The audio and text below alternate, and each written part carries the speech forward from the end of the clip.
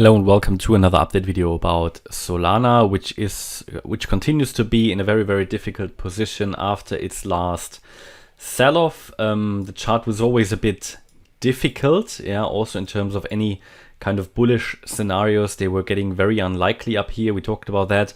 Then we had a sell-off that we did expect. We had a move to the upside again, but never broke the $39 level, which would have been so important to take off some of the bearish pressure of this chart. And then obviously FTX happened and the important breakout was never broken really. So it came down afterwards and has actually made substantial new lows.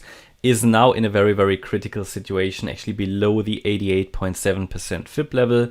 It's now at 1270. It even dropped a little bit since my last video. The forecast has been most likely downside.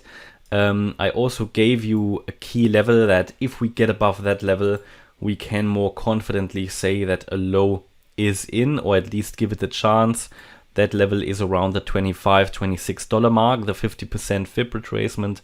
But we are far away from that. So if we really say that we put in here a 1-2, here a wave 3, due to the long sell-off, then a wave 4 might be put in now. I mean, we can still go up short term to put a larger A, B, C in, for example, but even this is getting less likely now. So you would get a higher wave C, and that can stretch out all the way to, if it has to around $25-26, the 50% fib retracement. So be ready for that. But at the moment, there is just no movement, no signal at all. And therefore, I showed you in the last video this possible Elliott wave triangle, because such a triangle often occurs in a wave 4 scenario.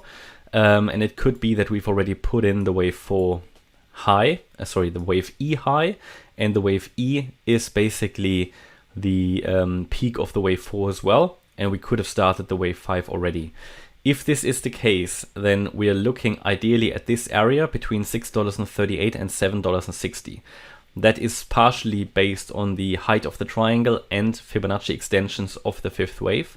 And we now just need to wait. I mean, yesterday it did spike a little bit together with the rest of the crypto market, but to be honest, it didn't make a new high, so nothing bullish. It also got rejected quite strongly, and now we see an engulfing red candle. So it could very well be that in the fifth wave, which is a 5-wave move, we've just started the wave 1 here. This is the wave 2. We broke out of the triangle, so the triangle could be complete. Wave 2, we're now heading down in the third wave. There'll be a wave 4 and a wave 5. Now again, this is not absolutely according to proportions, but if this is a yellow wave 3, you'd be expecting the 1.618 Fibonacci extension as a target. And that would be, that would be around 1149. Then there would be a wave 4 and a wave 5. And then we just need to see that could go down to around $10. So there's no guarantee we get to these levels. These are ideal levels down there. We don't need to get down that low. If this has been a wave 3, where we bottomed at around 1240 here on the 9th of November, and this here is a wave 4 triangle, then all the wave 5 really needs to do is to make a lower low. So, and I think we're currently on our way to that with this engulfing red candle, but we don't necessarily need to go down that low. And however, this first wave, this 5-wave structure could just be the first wave of the fifth. We don't know that yet. The triangle could still be ongoing as well. Yes, surely. But also there's currently no evidence for that. And especially as long as we're staying below the wave E high, which was here at around $13.80, we can focus on lower. It's a descending triangle. Yes, we broke out to the upside, you could say, but we didn't really put a nice spike in. I mean, there was a very short one, and yeah, it could be a retest, yes, but if this retest of the trend line is going to lead to a new low, because you would probably nearly put in a new low when you come down to retest it, that is also not a very bullish signal, because we are retracing here quite a lot. I mean, if you obviously there's a chance to say, okay, we had some kind of a bullish breakout here, but we're coming down too much already, because if you draw the fibs, we've just hit the 88.7% fib level at 1267. Seems like we're going right through. Maybe we put in the new low already while I talk, actually. So we'll see. But it would just fulfill my expectations. If you see a strong reaction to the trend line, which I currently don't expect, then it wouldn't be bullish. It would just be a spike in a wave 4. That's sort of what I would expect. It would not be super bullish just because we put a bit of a bounce in place here. A lot more would need to happen for that to really confirm we've bottomed.